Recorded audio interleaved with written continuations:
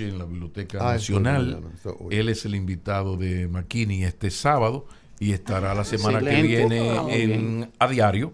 Ya se les informará la fecha a los amigos oyentes, pero es un grandísimo aporte, y aunque queda todavía pendiente la gran biografía del doctor Balaguer, porque esto, insisto, es desde el punto de vista, es un psiquiatra analizando, pero es un gran aporte para uno entender las grandes contradicciones de un doctor Balaguer que demostró que amaba infinitamente la naturaleza, el primer ecologista, aquello de los parques nacionales, ya senil, le tocaron el parque Mirador Sur y hubo una crisis política, llamó al Palacio con una... sin embargo, ese mismo señor, el mismo señor, nunca reconoció un hijo, nunca crió un hijo, nunca compartió con un hijo, y por el poder permitió que la embajada con sus huestes criollas limpiaran el país de izquierdistas. Esas contradicciones están, perdóname, el gran aporte de este libro es tú leer desde el punto de vista psicológico. ¿Por qué este tipo tan extraño? Los políticos socializan mucho, tienen muchos amigos. No, el señor era en su casa, tranquilo, una personalidad extraña y un tipo muy resiliente, tipo excepcional en ese sentido. Adoraba a su hija, adoraba a su madre con locura. Y sus 7 hermanas, eso. Que no la quería enterrar, pero entonces no reconoce ninguno de los hijos. Exacto. Tú sabes que con los hijos él decía, si a los sobrinos los tengo que proteger tanto, ¿qué será de los... Si a mis sobrinos lo vivan amenazando de muerte, ¿qué será a mis hijos? No, porque los protegía y a las madres las protegía de alguna manera. Yo me refiero a tú querer a alguien, o sea, una relación. Tú no viste a una señora que durante un año andaba mucho con él y se sospechaba que era... No, él no... Porque aquí se usa mucho eso. O sea, tú andas con una amiga y bueno, y no hacen pública la relación. No. Era un tipo... lo de él rondaba la gimnasia sexual más que hacer el amor. Pero al mismo tiempo era un genio de la política. Un genio del mal. Del mal, sí. Siempre digo que es del mal, pero... es un tipo que hay que estudiarlo. Hay que estudiarlo. Apareció la UPA. Y psiquiátricamente hay que estudiarlo. Tantos viajes a Washington no sirvieron de nada. Mira, y sería muy bueno para la gente que trabaja con comunicación política, porque hay que trabajar con los perfiles. La gente vive diciendo y postulando líderes, y cuando usted le hace el análisis psiquiátrico y busca a un psiquiatra que lo haga, usted dice, tienes en potencia a un gran dictador o a un buen o un excelente presidente. Entonces eso es interesante. Hay unos pichoncitos por ahí en la actualidad que hay que verlo, hay que analizarlo, hay que adelantarse. 30 años al lado de un dictador, la satrapía mayor, 30 años, y ese señor, óyeme, y no un pusilánime, porque al lado de un dictador, pero en su momento le dijo cosas a Trujillo que ninguno se atrevía. ¿Cuál en su momento? Era diseñando... De sus opositores, ¿cuál defendió más la patria que él? Diseñando estrategias. Él defendió la patria. ¿Qué patria? Con excepción de Juan Bosch. ¿Quién defendió más la patria? Sobrellevar su situación en la dictadura. Estamos hablando todos juntos. Sí, ¿por qué lo mencionas sin una división a ellos dos? O sea, nosotros los dos defendieron mucho la patria. La patria. Claro, la soberanía. Ellos somos demócratas. Dame dos ejemplos de defensa de la patria, Balaguer. Pues de la patria, de la patria. Miles. No maniobra política, no maniobra política. Equivocado no, que tuvo muchos errores, pero Balaguer vivió para el país. ¿Qué tú fuiste más, balaguerista o bochista? Balaguer. Déjame entrevistarte. No. Gracias, pero leo un poquito. Leo un poco. Y nosotros también, déjame decirte que yo, que soy la última generación, compraba los libros que me ponían en la UAS a leer. Pero no de leíste él. Lo de Balaguer. No, sí, en su casa, los miércoles, cuando él salía, lo podíamos comprar más económicos en su casa y amarraban los perros ahí en la Máximo Gómez. Entonces, no le vayas a preguntar a nadie lo que ha leído, lo que no ha leído. No la culpo.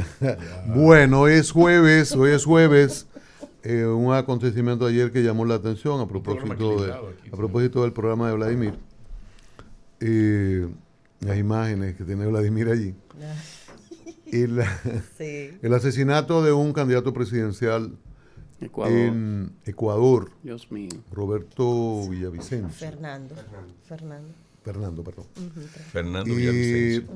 Fue muy impactante, un hombre que venía denunciando a las mafias, en particular a un alias Fito, que lo amenazó y él reiteró en los medios de comunicación que lo estaba amenazando. Él insistía en que iba a acabar con las mafias, con las armas. Decía que iba a acabar con estas mafias. Y evidentemente que no era alarma de él, no era un candidato procurando apoyo, denunciando las amenazas, sino que las amenazas realmente existían, y el extremo que se consumaron ayer, cuando terminaba una actividad política. Las imágenes están ahí, él termina la actividad, regresa al vehículo, y adentro del vehículo hay una descarga de más de 20 disparos. El tirador estaba al frente, arma de grueso calibre, hay heridos, ahí se ve en esa imagen. Aquí está entrando al vehículo como una buena protección o una debida protección, ¿verdad? Los agentes de seguridad lo introducen al vehículo, pero al momento de entrar el tirador principal, probablemente había varios, hace todos estos disparos, y como con Kennedy, Lee Harvey Oswald y muchos crímenes en todas partes del mundo, Galán, aquí también a Colosio Galán, se mata al que mata, se mata al contratado para la ejecución principal, y usted corta la línea de investigación y de persecución. Aquí lo explicó Carlos Sebel Fournier, aquel sicario que fue hoy mismo en una ocasión y dijo: buscamos jovencitos, tratamos de que no tengan hijos, que no haya esa vinculación familiar para que sea fácil luego eliminarlo a ellos y ahí se corte la cadena. En esto ¿Ese también fue que mataron en Santiago? En Santiago, correcto. Luego mataron en Santiago, ahí en la rotonda, circulación para camino a Navarrete. Y él lo dijo: cojan un número, no teme que lo maten, que cojan un número, la lista es larga. Y en efecto. Llegó a su número. Entonces, llegó a su número.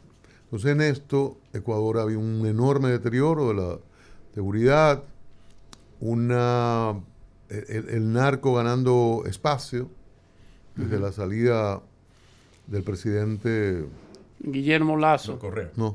Rafael Correa. Deterioro, contradicciones políticas, eso que uno le iba diciendo a los partidos aquí: no preserven el sistema de partidos políticos, evitemos las aventuras, evitemos esas incursiones, cuidado con el dinero del narcotráfico. Hoy es tomarle unos pesos, mañana es ceder parte del poder.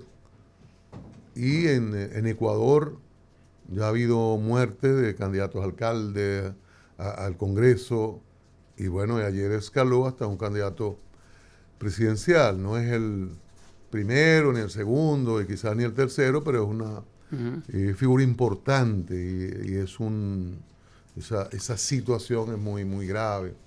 Y había una reacción tanto en Ecuador como en el mundo sobre este caso. Es allegado él al presidente Guillermo Lazo. Es una persona amiga de Guillermo Lazo, según lo trascendido.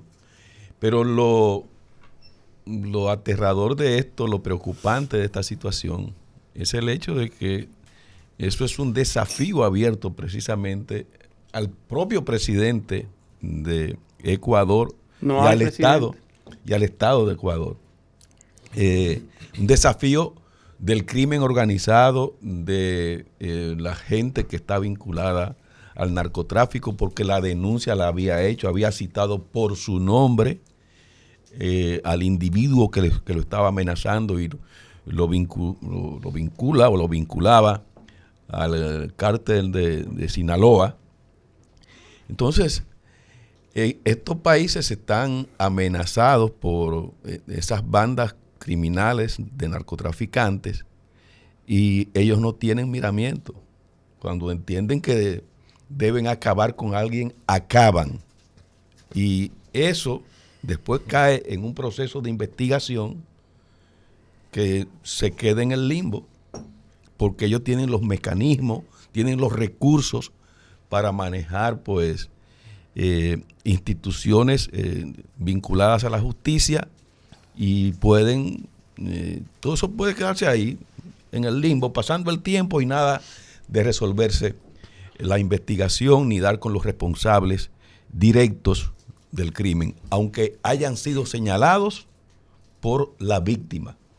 Mira, hay algún aspecto en todo lo leído que me interesa destacar. Periodista de profesión, luego eligió ser político. Mucho tiempo ejerciendo el periodismo.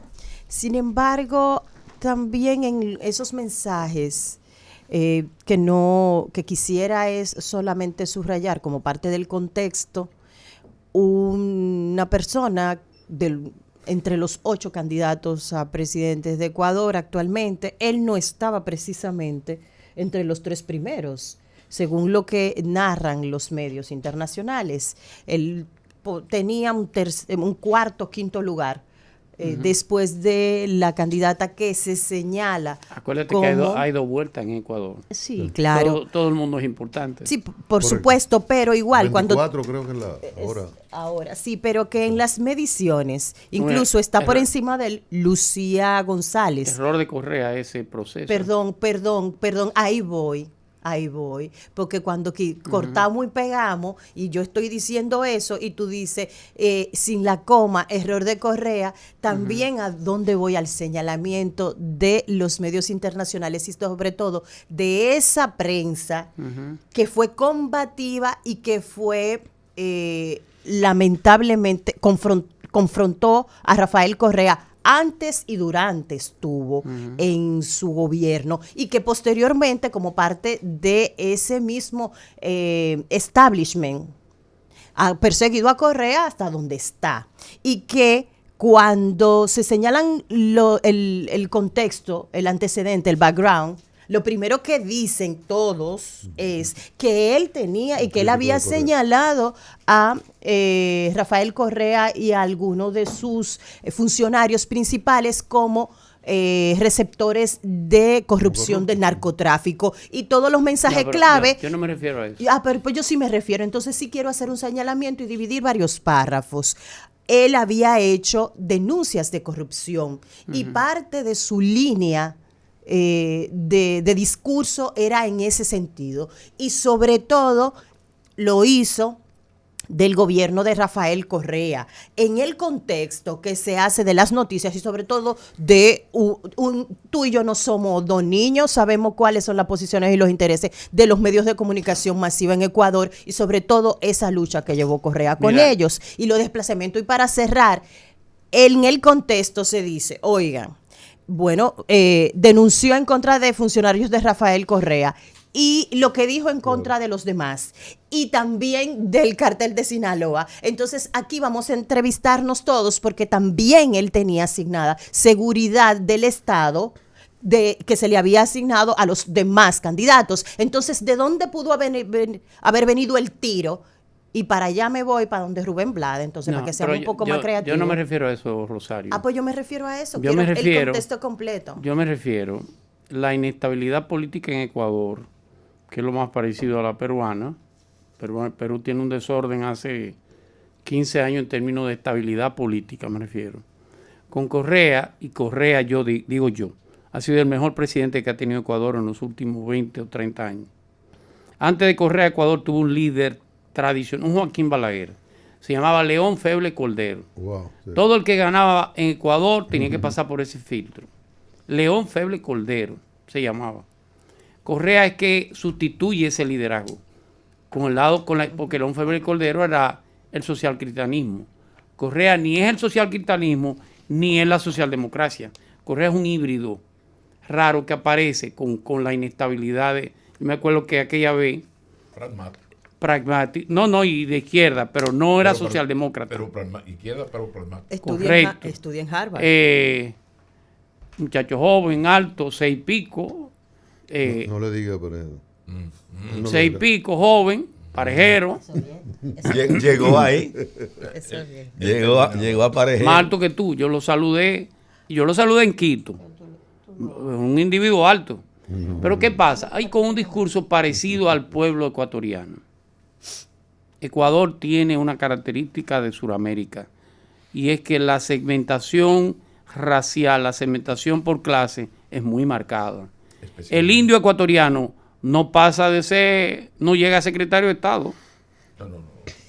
Ya no, eso ha cambiado. No ha cambiado mucho. El asunto es, yo viví en Ecuador y viví y conviví.